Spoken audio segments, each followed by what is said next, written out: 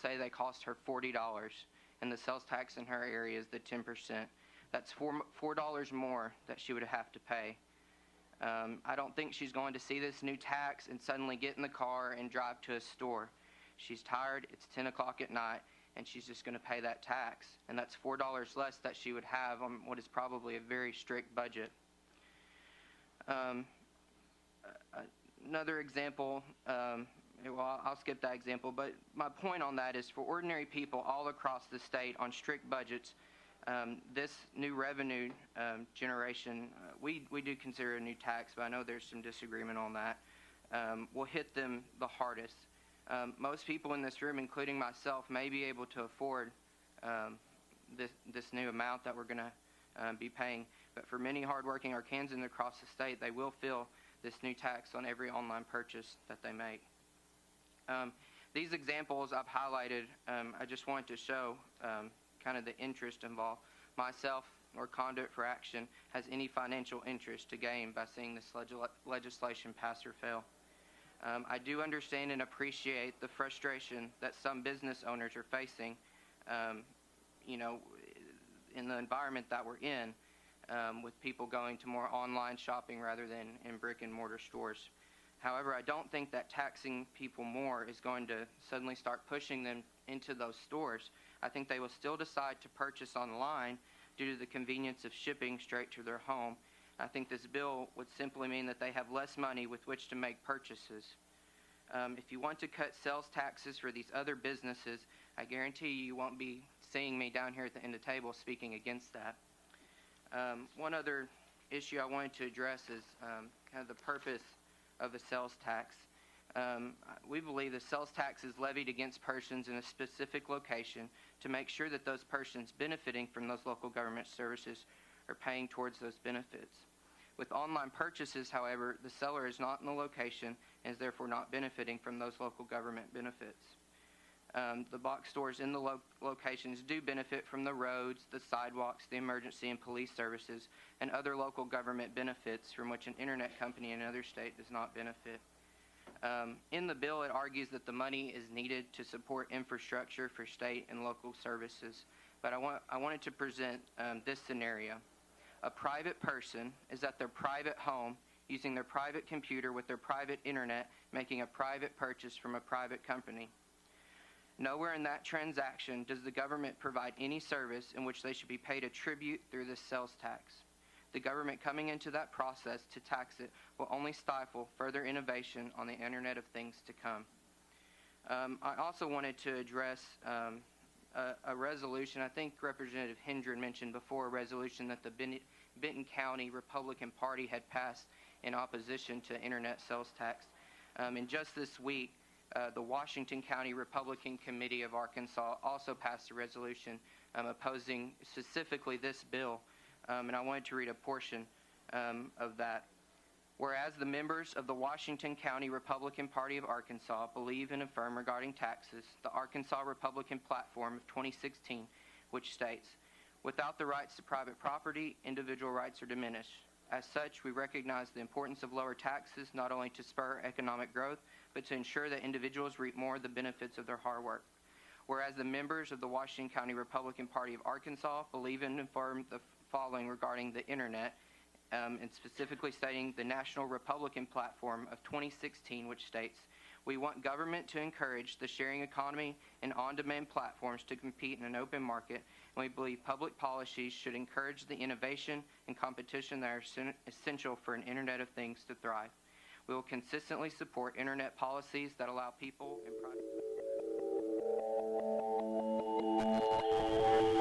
The maintenance of a free society is a very difficult and complicated thing, and it requires a self-denying ordinance of the most extreme kind. It requires a willingness to put up with temporary evils on the basis of the subtle and sophisticated understanding that if you step in to do something about them, you not only may make them worse, but you will spread your tentacles and get bad results elsewhere. I think it's time we ask ourselves if we still know the freedoms that were intended for us by the Founding Fathers.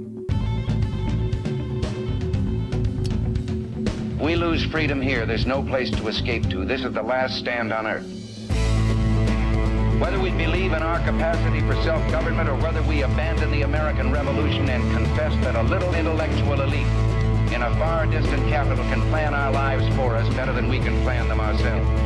You're listening to the Paul Harrell Program, brought to you by Conduit Media Group. All right, ladies and gentlemen, welcome back to the program here. We are at the Marble Palace, a phrase that was actually used on the House floor earlier today, which to say is just really funny to me. I was watching it live when it happened. State Representative Josh Miller was speaking for his bill that we talked about yesterday that would freeze a welfare program's expansion, that would freeze Medicaid expansion, Arkansas Works, Obamacare, because it's ballooned completely out of control.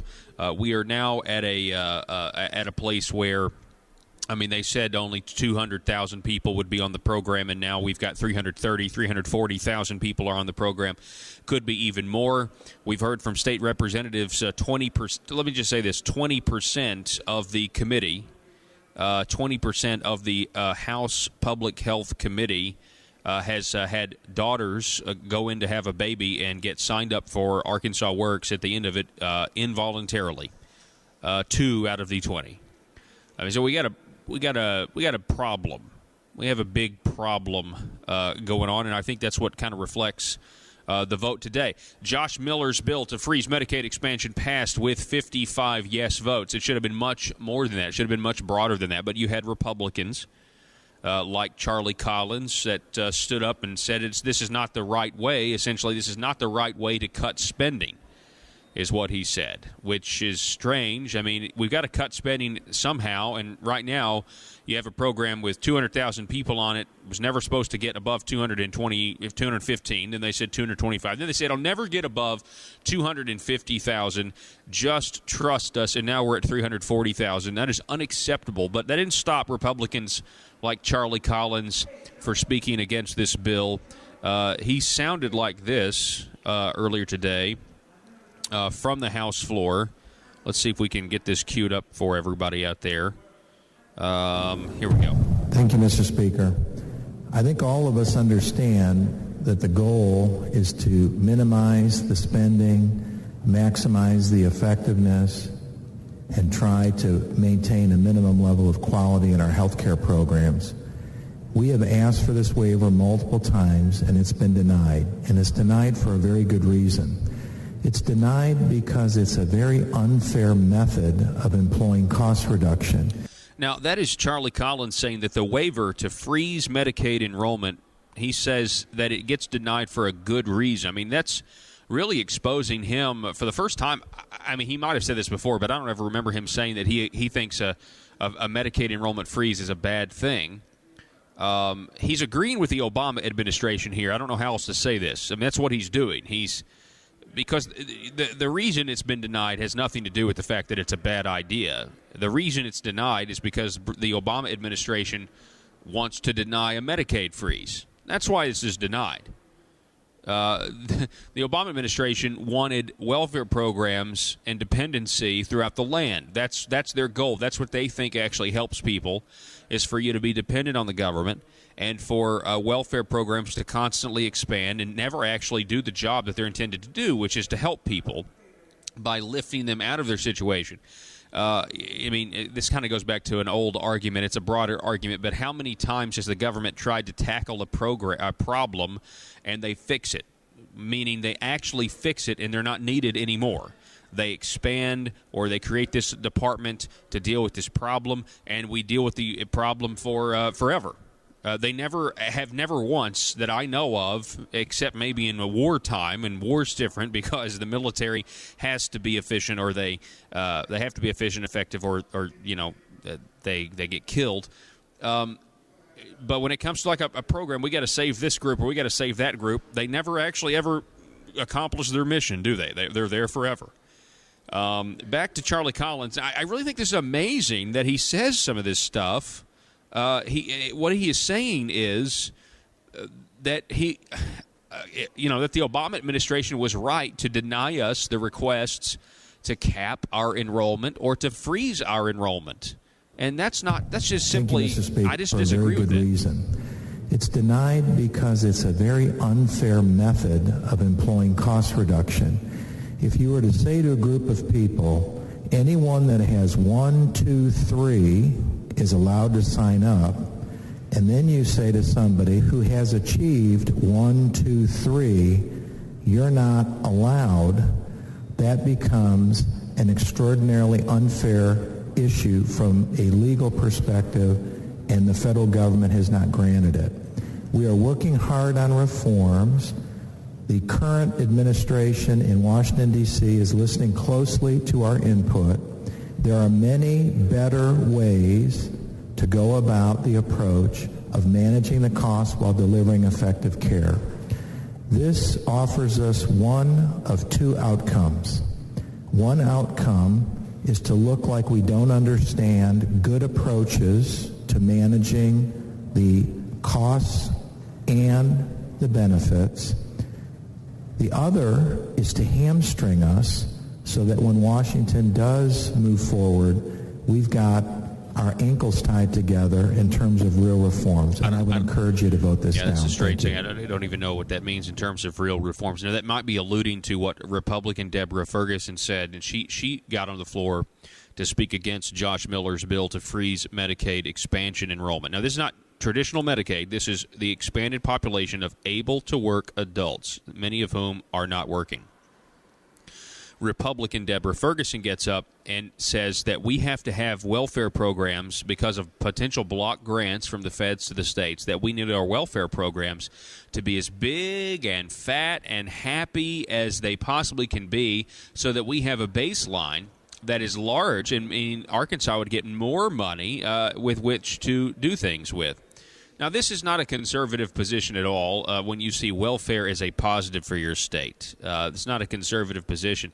And as a matter of fact, it's not conservative fiscally because if their goal is to give us a block grant, and they want to go by the match rate of, let's say they want to keep the match rate system and they want to go, instead of 90-10, which is what this is, the bills that have leaked out say that they're going to 80-20. There's just no way we're going to be able to afford 350,000 people on this program. So you're going to have to kick people off. And you would rather have a program, let's say you have that and you have to kick some people off, you would rather that number be 350,000 than, say, 400,000.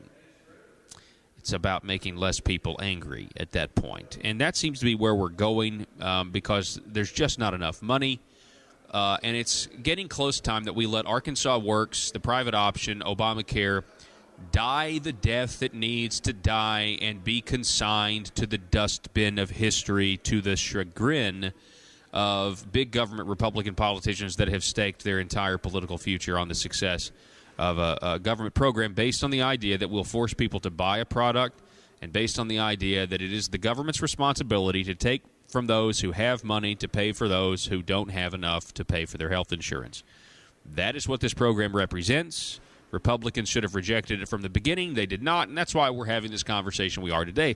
But let's just listen to another Republican. I just want you to know, I want you to hear the musings. I mean, these Republicans who are going down and speaking against fiscal responsibility and for more welfare programs. You should hear it for yourself. Thank you, Mr. Speaker, and thank you, colleagues. Deborah Ferguson, Republican. Even if you are for freezing, this is really a bad time to do it, and I'll tell you why. Tell us. There are a lot of, right now we're getting 100% reimbursement for all these people.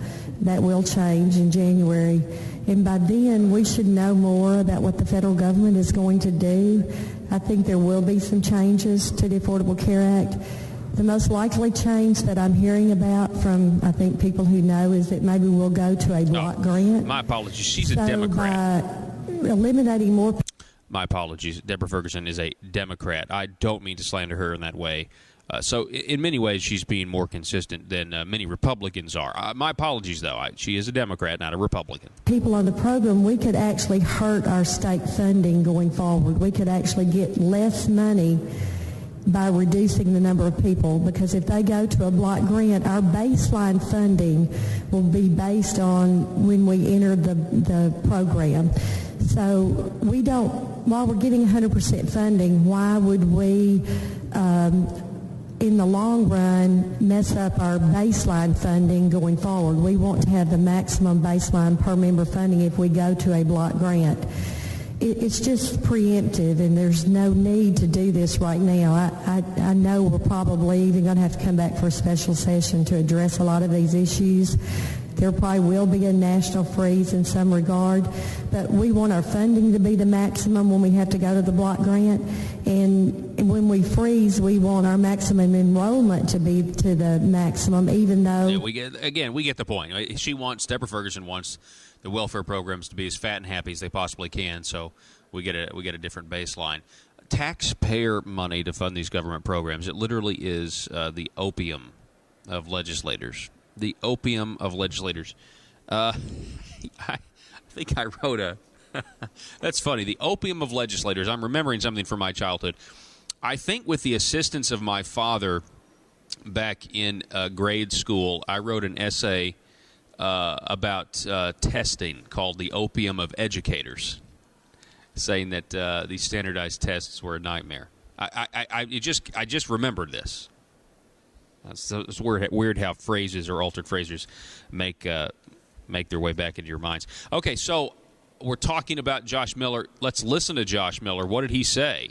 Josh Miller took a question from Representative Flowers about what his bill to freeze Medicaid expansion enrollment in Arkansas would do, and it sounded like this. For what purpose? I'll take another one. Question. You're recognized for your question, ma'am. Yes, so I just want to be clear. What you're trying to do is say that we won't accept any more enrollment after July 1, but you're also suggesting that we need to do this because there are going to be changes, but we don't know when those changes are going to be or what those changes will entail. So I guess my question to you would be, wouldn't this be premature in terms of the folks who would be eligible and be in need, especially considering that some other folks may fall off of the rolls? So why would we make those changes now when we will come back and other people would be affected? Sure. I appreciate that question. It's a good question.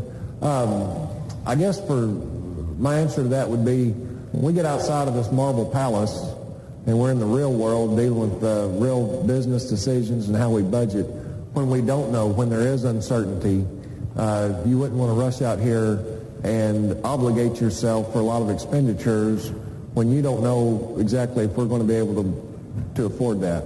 If the federal government does come back and say, hey, all you states with Medicaid expansion, your match rates are going to go from 5% to 10% or 20%. We don't know. All that is a real possibility. So my answer is, because we don't know, I feel like it is not premature. I feel like it is the wise thing to do. Also, State Representative Josh Miller talking about what the wise thing to do is, and while doing it on the House floor using the phrase marble palace. A man after my own heart, talking about the difference, the way people see things inside this building versus what the real world average Arkansans, how they see things from the outside looking in, how business owners would operate versus how politicians operate. Very, very good stuff from State Representative Josh Miller. Again, his bill to freeze Medicaid expansion passing today with 54 yes votes should have been closer to 75. But when you have people like Charlie Collins and others voting against the conservative thing to do here, but I'm glad that it passed.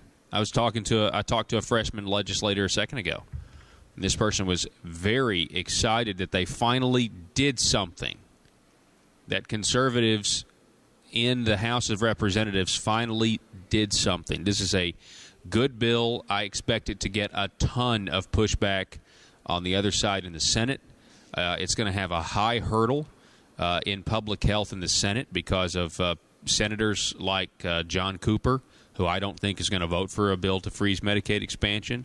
I think you'll start to hear about potential lawsuits and all this other baloney that they tried to sell us last time. You also have David Sanders on that committee. It's going to be an uphill battle out of that Senate committee to get 5 yes votes. But here's for trying. And congratulations to State Representative Josh Miller, one of the most conservative legislators down here. And I want you to send me a text message. Tell me what you think about all of this. The number is 870-275-9799 from the Marble Palace. Back in just a moment.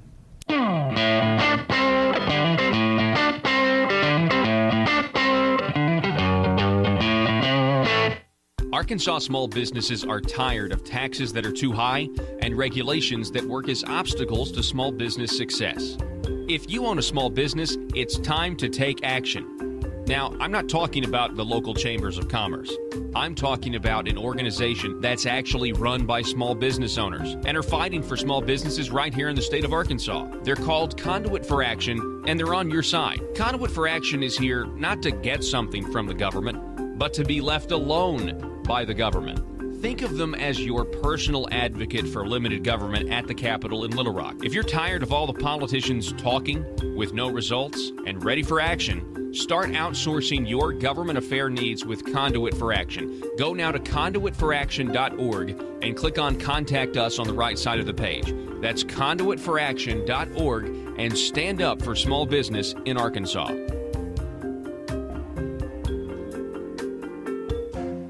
Hi, this is Common Sense and Liberty. I'm Donnie Copeland. 650,000 Arkansans live on $21,000 a year and less. Now that's about $750 per month. You take out payroll taxes, charitable giving, rent, car, utilities, car insurance, gasoline, and groceries. You end up with a grand total of about $160 a month for disposable income. That's about $40 a week. You have $40 a week to buy birthday gifts, to eat out with family or friends, to plan for Christmas, maybe to replace a tire or a battery or a water pump, or maybe to help the kids go on a youth trip, or maybe a school field trip, or buy supplies for their arts and crafts class. $40 a week. So the next time the governor or legislature says that the internet tax is not that bad, think about the people, the 650,000 people, that is, living on $40 a week. This is Donnie Copeland for Common Sense and Liberty. Do you need to advertise your business product or service, but not sure what the best choice is? Folks, allow me to introduce you to Talk Radio. You're listening to it right now. Talk radio is one of the most unique mediums in all of advertising because it actually works. It gets the information you want to the people you want to get it to. And by the way, those people are educated, well-informed decision makers of their household, and most of them have disposable income. If this is a target audience for your business, then you have to consider advertising on my show, The Paul Harrell Program. We have options for most any budget and can provide you with exciting opportunities to grow your business. We can put your message across the state, or we can help you locally. Call 870-275-9755 if you have any questions. That's 870-275-9755, or visit my website, paulharrell.com, and click on Advertise. Broadcasting across Arkansas and holding politicians accountable for what they say and do. The Paul Harrell Program.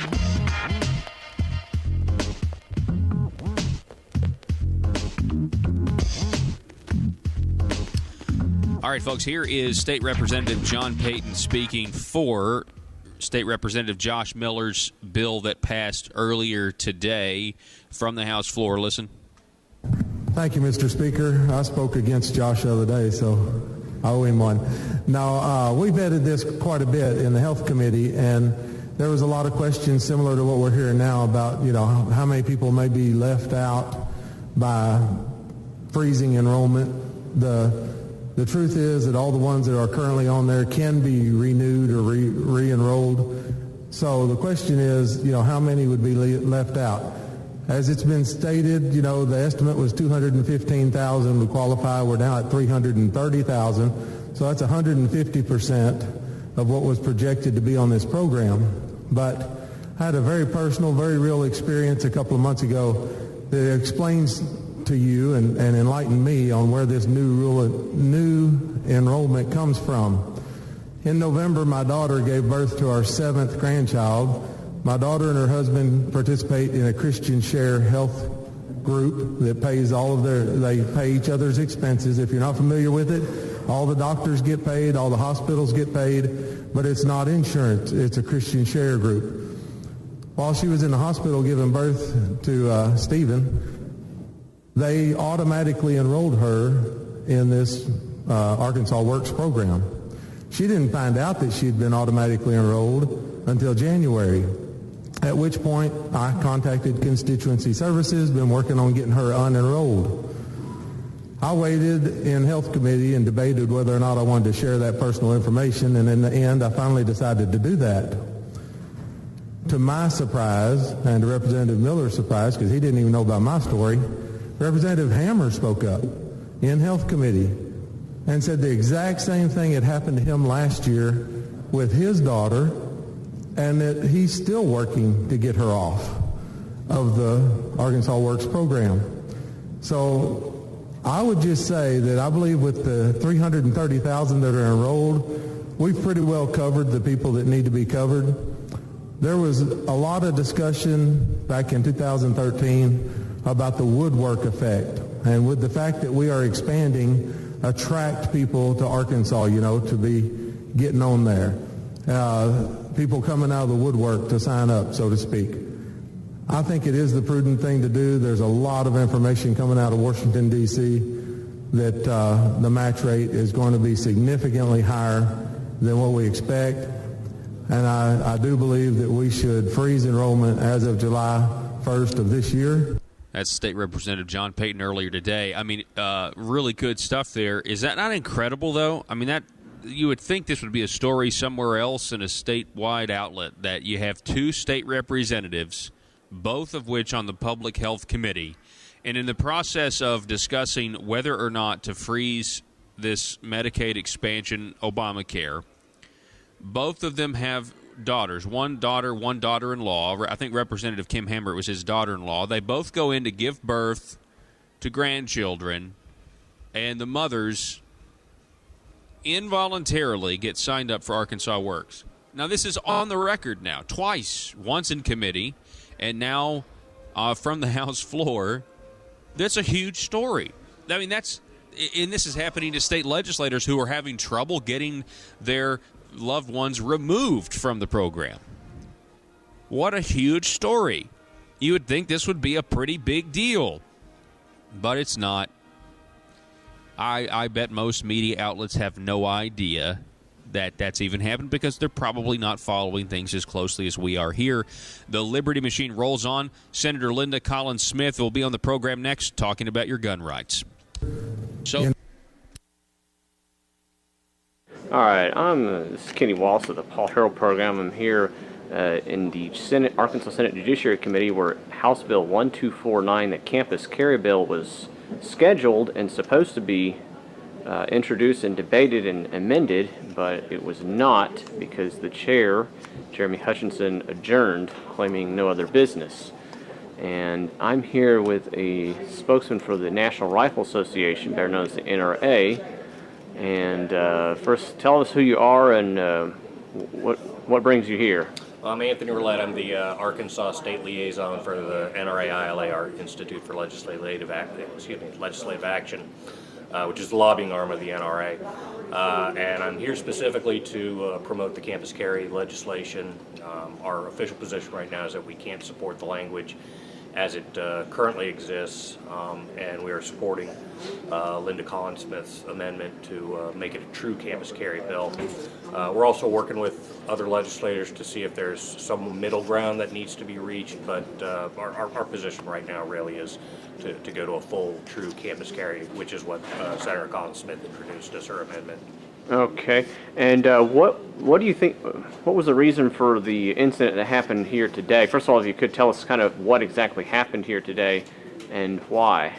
That I actually don't know. I was in the back of the room, and so I honestly don't know what transpired. I had heard that there was going to that Senator Colin Smith was going to run her amendment, but I don't know exactly what transpired, so I couldn't say. Okay. Well, it appears that the bill was supposed to be run today, but was not, and there's a lot of reasons are mainly because Governor Asa Hutchinson, like with other conservative bills, seems to be delaying them for whatever reason. What do you think Governor Asa Hutchinson wants out of the campus carry bill? Well, he's been in contact. I've spoken with Governor Hutchinson. Our headquarters spoke with him. We're trying to find, I guess, a happy medium, I guess, to satisfy everybody's concerns on campus carry. Again, our goal is a true campus carry bill, which is what Senator Colin Smith has introduced as her amendment.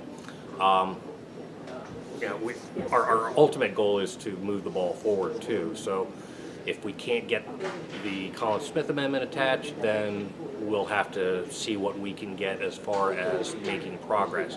Currently, we just can't support the language as it is. We don't consider that to be true progress. So it's hard to say. It's kind of a negotiating process right now. Okay. There's a lot of gun supporters here in the state. What can they do to help pass this bill and other types of legislation? Well, speaking for the NRA, I'd say call your legislators, call your state senator, urge them to support NRA's efforts, support Lynn Collins Smith amendment, and support efforts to make a true campus carry bill pass here in Arkansas. I think that Arkansas is clearly a solid pro-gun state, and I don't think anybody should be afraid of looking too pro-gun. Okay, and there's also a bill recently filed to allow a constitutional carry, or basically anyone can carry a gun, similar to, I believe, Arizona. I believe Vermont also allows that. Is that something you all would support? Oh yeah, we've been supporting it in a number of states. It's you're looking at, I think, around 11 or 12 states right now that have a constitutional or a permitless carry system. Vermont was the first done over a century ago, I think, through a judicial ruling. But states have been passing legislation. Most recent, well, I can't say which most recently, but I know West Virginia passed one last year. Arizona has it. Arkansas has it. There's a number, or not Arkansas, Alaska has it. There are a number of states, I think the number is up to 11 or 12 at this point. New Hampshire, I think, was the most recent one to pass. Okay. All right. Anything? Well, thank you so much.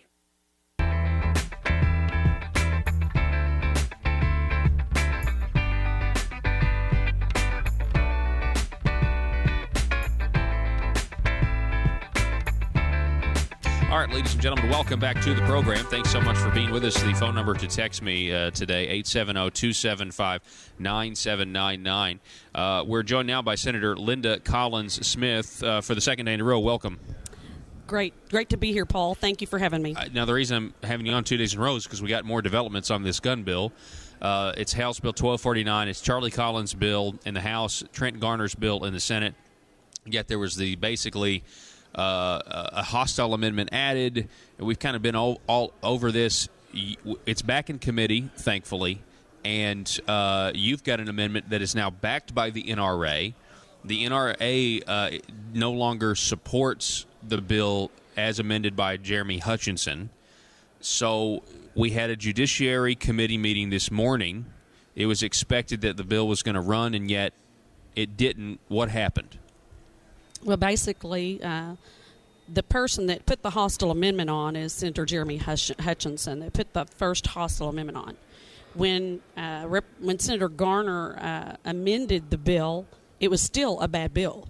And he said so on the Senate floor on Monday. Oh, he said so very passionately. Yeah. And said that he supported true, this amendment. He called it flawed. Yes. With the as is, and so that's why it got put back in committee. Right, and so he withdrew it, and he put it back. We did the vote. We withdrew it, and he put it back in committee, as we had requested. Let us do the bill there. We'll have the debate, and that's what I wanted to do today. So today, Senator Hutchinson cut our meeting short. And we've been told all week we're going to be meeting twice today, and that was the plan this morning. And so Senator Hutchinson makes a bold move, and as far as I'm concerned, it's another hostile move to try to save the bill to be more restrictions and age limit. We don't know what they want to do with it. If Senator Garner really wants that bill to go through, he should be pushing for that bill to go through. We have the amendment. It's a great bill. It's NRA backed. You can go to their website. We're all receiving all of these emails. This is one of the most I've received the most emails on and phone calls is to support a true campus carry, which means the same equal to everyone else that has a concealed carry. That's what we do in Arkansas. We pay we pay our fee and we go through a course, and we can, if you want more training, you go get it. You go get additional training. Yeah. So we're talking again about this campus carry bill. I spoke with Trent Garner earlier today, Senator, and we recorded an interview. We're going to play it here probably at 5 o'clock. What he said was, and he's on record saying this, is that he will support your amendment now if they don't come up with a different version or a compromise of some kind by Tuesday. So it seems like it's a little different, because I think he supported he does, and he said that he supports your bill in the interview. It just seems like maybe there's some pressure, and he said as much in the interview that there's some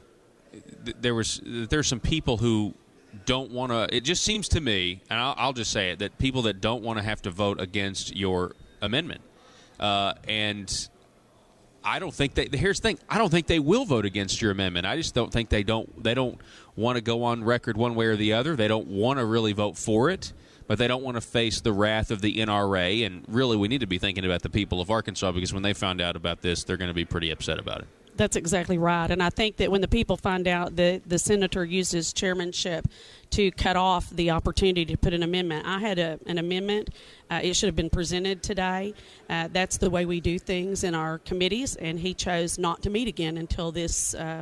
We probably will not meet again until this either amendment is signed out of committee, or it is they do whatever it is they want to do. And I can tell you this, when I keep hearing those close to this bill say the governor wants this and it's going to fail if you do this, it's going to fail. I don't think so. I said, really? I don't think. And I said, Senator Garner, take it out out of this room, out there, and vote it up or down. It's not going to fail. That's right. If you say you support it, vote it. Look, I don't care what the governor says, that if he doesn't want it, it's going to fail. Not when it comes to the Second Amendment. I mean, he can try to pull his little his faux NRA credentials all he wants, but the fact is that, I mean, there's a lot of Republicans that'll fall on the sword for the governor, but I don't think all of them will when it comes to the Second Amendment. I just don't. I don't either. I don't think they will at all. I think they're afraid of a bad NRA rating, and like I said yesterday, I wish the NRA would come out against Medicaid expansion, and we'd actually be a conservative state. So. That's right. I think that would be great. But I did tell Senator Garner today, he caught me and told me that he just thought I was killing a bill, and I said, really? I said, you said you supported this bill. If you support this bill, then go out there and vote for it. I said, because this is a true campus carry bill. This is no restriction to a concealed carry license holder. Yeah. That person has done what they need to do to get a license, and if they pass that background check, that's good enough in Arkansas. Pay your fee and let the state troopers or whoever gets the funds get their funds, and then you go get your additional training. That course is not meant to give you all the training you need. Yeah. You can go get additional. Nothing holds that back, and I'll bet the school could also say, hey, we've got people have said they would volunteer. What is the problem? If Senator Garner really believes in this bill, he would have went out there and been ready instead of fighting it all day, fighting thus to not do this. So I didn't. Okay, so this is kind of new. I didn't realize that. I mean, the way you're characterizing this, I didn't really realize he was actually fighting it. He said, don't do it, don't do it, don't do this. I said, you voted up or down. You said you supported it. What is your problem? And I say that because I would say that to him standing right here. Of course. Because that's I'm not going to give you all of our discussions. That does go in line with what he said in our interview. Again, we'll play coming up, that he wants to support your amendment if by Tuesday they haven't reached some compromise, which means I just wonder, okay, 25 years. If you're 25 years old, you can carry a gun on a college campus if you've had the training. What are they going to do now? Are they going to say, okay, well, if you're 21 years old and you've got a concealed carry license and you have the training, but I am hearing, Senator Linda Collins Smith, I'm hearing that they want to add restrictions, a lot of them.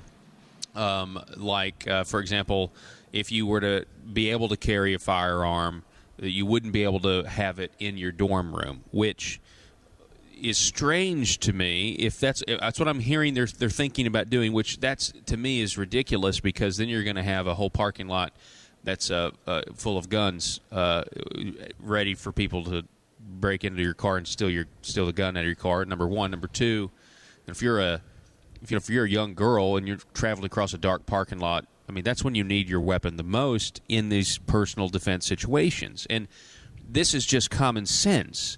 And I can't believe that we are having these arguments in a heavily Republican-controlled state. Oh, it reminds you of Washington, doesn't it? I mean, is this not? I mean, it just seems like it's so out there that we would even have that conversation.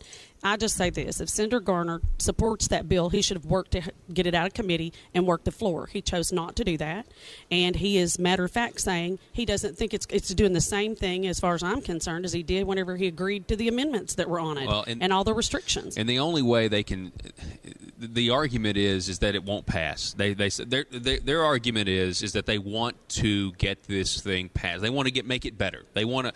Right now, no one can carry. They want somebody to be able to carry on a college campus. That's their argument. But I am saying, my opinion is, your amendment is so good and has the support of the NRA and the people. It may not have the support of the governor, but it has the support of the people, the support of the NRA. If it goes to a vote on the Senate floor, I don't believe I call those Republicans bluff. You're going to vote for it.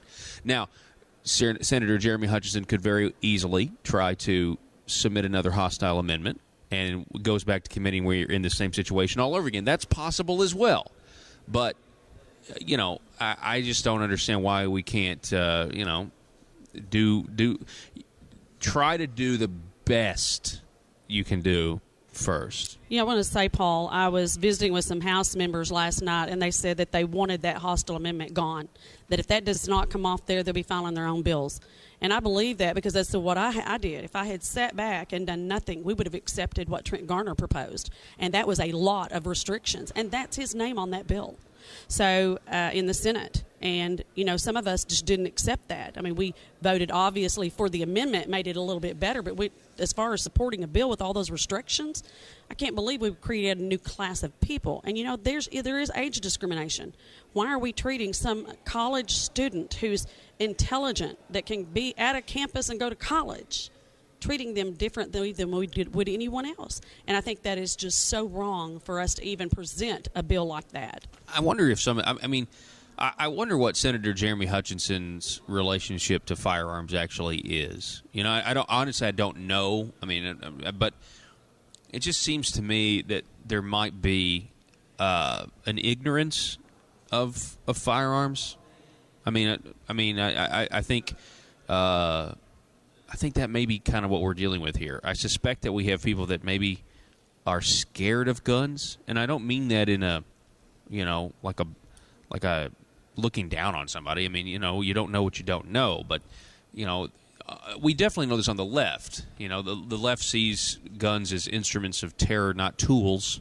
That it's the person, and I kind of it's possible that even though you are a Republican, there's a difference between saying you're pro-gun and actually understanding what the Second Amendment is, what the essence of it is. And so I think maybe we might have some Republicans that have an irrational fear of guns, and it's weird because we're in Arkansas, Yeah, if they have fear of that and they need to talk to someone, we can help them out. Let's get some counseling. Yeah, we'll get some counseling for our Republicans. And I love our guys, but I have to tell you that I am a staunch Second Amendment supporter. And I say that, and I've also, there's a bill up right now that has a property rights issue that I'm very concerned about because it's both the Second Amendment issue and a property rights. So there's a conflict for me, and I struggle with that because I take both of those things so serious, and so do Arkansans. Don't mess with their property, their rights. And so, but I will tell you that on this other issue of fear, I think it's very easy. We all can look at the data and see that other states are doing this, and there's no issue with campus carry. They're true campus carry bills. Texas, they have campus carry down there. Sure. Matter of fact, we know that Jan Morgan's daughter, and you can give her credentials here, but Jan Morgan's daughter went to Texas. She can carry her gun there, but she couldn't take it with her on campus in Arkansas, so she chose to go to Texas to go to college. And so for her, it was a security issue for her to have that. She wanted her gun with her for protection, and it's her basic right to do so. So, and we appreciate Jan Morgan, and she's a Fox News analyst and gun she's got commentator. that gun cave She does. spot, the shooting range, and she does training as well. She does, and she gets paid for it. And it would, 16 hours, 8 hours, she would stand to gain, but she doesn't support this bill the way it has been amended. Yep. She supports my amendment, and that is a true Second Amendment supporters bill, and that is that we don't discriminate against college students or professors. It comes down to more freedom versus less freedom, more regulations. I mean, it's just unbelievable that we're having these conversations. Senator Linda Collins-Smith, we're going to be watching this, and I hope that because the Judiciary Committee is made up of conservatives that want to vote for your bill, and I just hope that the chairman, Senator Jeremy Hutchinson, the governor's nephew, allows for an actual vote on it. I do as well, and I just want to tell people that we're elected to represent the people and what we think is right and wrong, and the governor's the executive branch. And so as much as I want to support my governor, I can't do that on this bill, and I'm not going to. I stand for the Second Amendment and the people, and they are speaking loud and clear. And that will not go away just because when this vote's over. If we are not supporting our Second Amendment in Arkansas, you're going to know it again. Yeah. It's going to come back. It haunt you over and over again. We have a filing deadline of when? Is it? It's coming up pretty soon. Monday. Yeah. Well, so maybe get some shell bills out there. Who knows? Senator Linda Collins-Smith, we appreciate it. Thank you very much, Paul. Y'all have a great day. All righty, folks. We're going to take a break. Back in just a moment. We'll be talking with Donnie Copeland when we come back.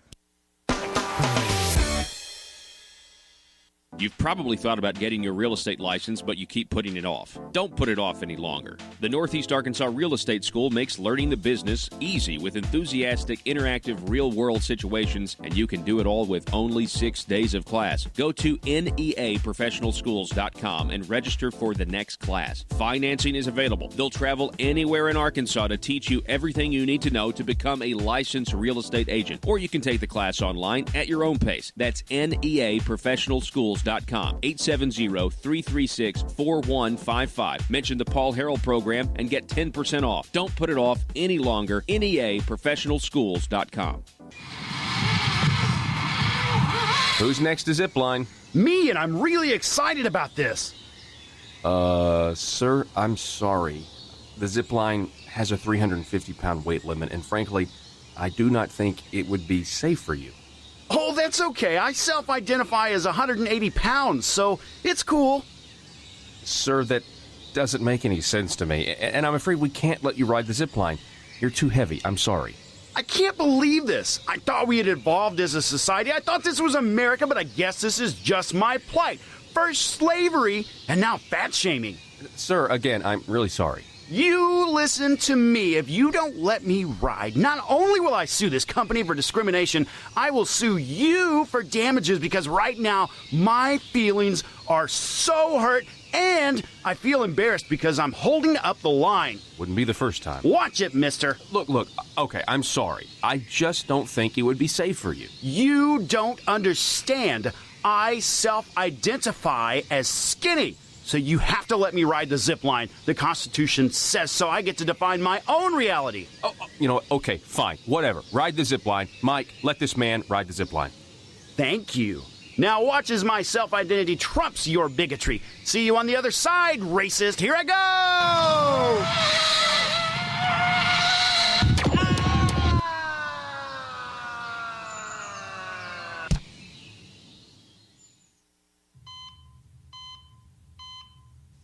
Doctor, thank goodness.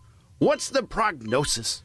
Sir, we've done everything we can, and you only have seconds to live. No, you cannot say that. I do not self-identify as a dead person. PHP Parody.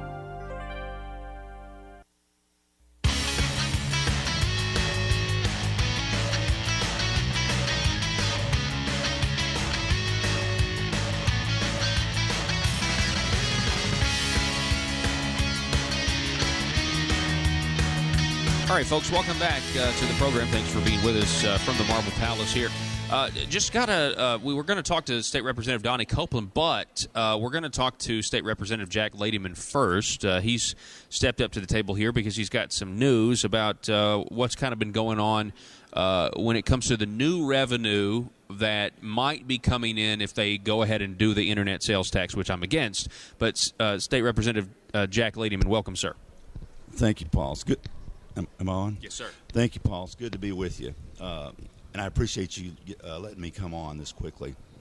But what I want to do was share with you an idea that has come up just in the last few days. And what this pertains to is the internet tax. And again, you can debate whether that's a tax increase or whether it's a tax enforcement. But what is projected is that will bring in $140 million. Yesterday, some representatives, including myself, we had a meeting with Good Roads, and they have a proposal. Of course, they need some money for road repair, for just roads in general. And one of the proposals that they have is a tax increase on gasoline at different points and different amounts. But their projection for needs is $147 million. Okay. All right, let's stop right there. So $147 million, that's their projection. I want to talk just real quick and remind our audience, because we haven't covered this at all. This is a new plan.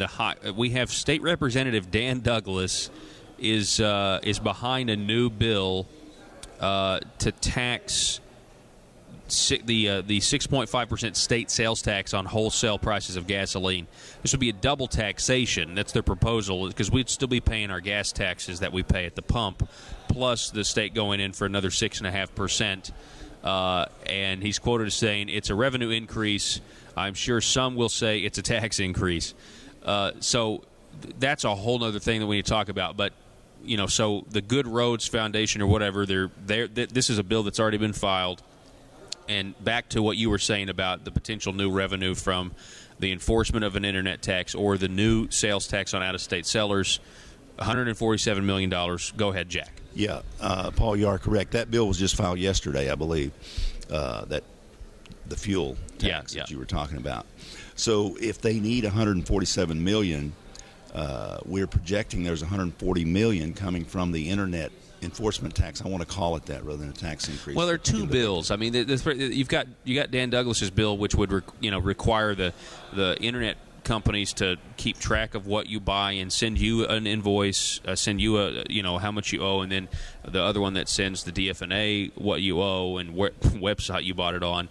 And then there's Jake Files' bill, which is the one that has some constitutional questions according to Supreme Court precedent. I know Amazon's already agreed to collect sales tax. I'm sure everybody's happy about that. That's going to be a bulk of your money anyway.